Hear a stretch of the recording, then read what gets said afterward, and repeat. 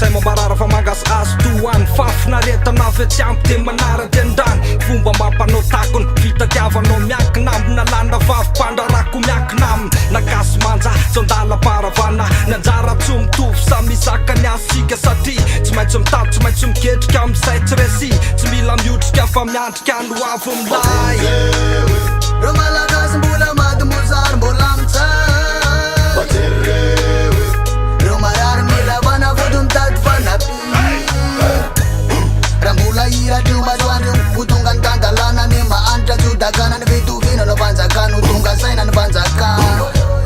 ho tonga saina ny fanjakana tambatontofany tranona rodana hoaiza san'ireo tsy mana trano felofany inona ny rakofany aizany mba fanafotana zavese manana tsy maintsy akohofana tsereo tsara tsereo ny tia tongotra mahanitra me mahanitra ny marary me mangovitra rombotry mamony tena zay te iongotra beny tsisy arapaka ny fiainana misondra no mazoatiriry fatika mangiry firimpirinkiry kanefa hatramin'izao mbola tsy niti ty fotoanany fanomezatsin'izao fotoanany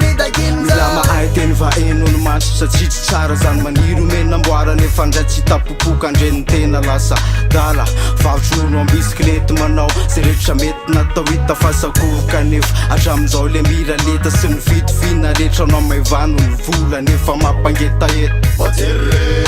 jereva amizay madinika ty aina raha-dalàna aloha de aveonareo midinika mirimiriry mitaona resy amin'ny atany fona any ka misy mpianakavy lasatrabona isa-taona kajokajo fotsiny fa beno ny vitsy na misoloky olona rivo aza tsy lasa filo mihitsy